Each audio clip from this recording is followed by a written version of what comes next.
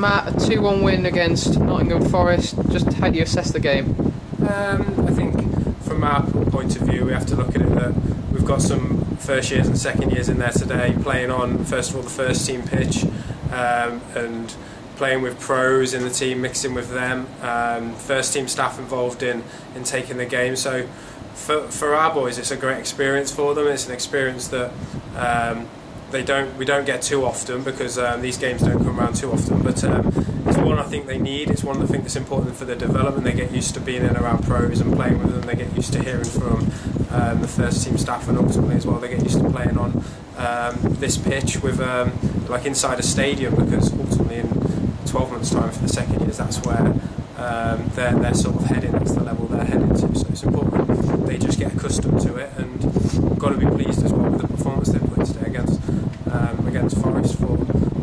It was a very, very good game, and really pleased with how it went from.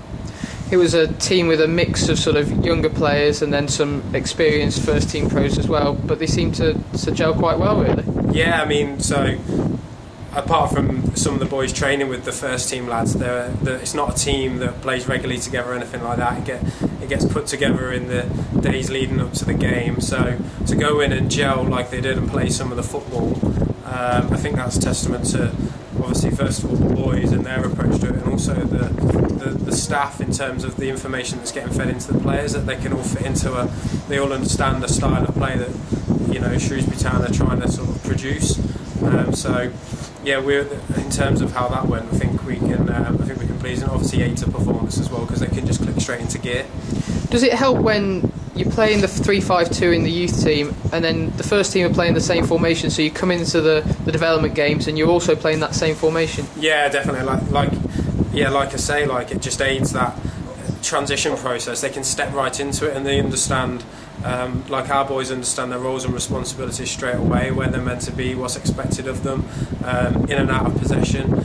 It just means that when they come in here, they don't have to worry about learning a completely new style of play, formation, and what's going to be expected. They can get on with what they've been doing week in, week out for us. And obviously the only difference is they're playing with better players, because some of them are pros, and playing against better players as well, so they've just got to raise their game that extra notch to be able to meet that.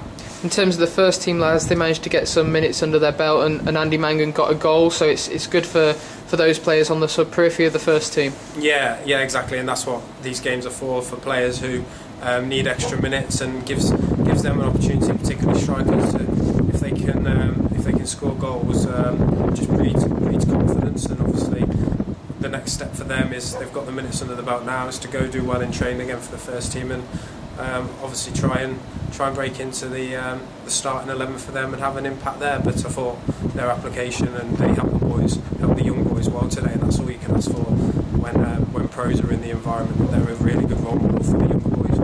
And for the younger boys to play in the proper stadium, in front of a crowd, albeit not many people here, but in front of a crowd, it's good experience for them, isn't it? Definitely. We don't get this experience too often, so when we do, it's valuable for them, because whether there's a crowd or not, it's still playing inside a stadium. It still can be quite daunting for them. The pitch is excellent, but it's just a different environment, one that, like I say, they've got hopefully going into, and they've got to get used to.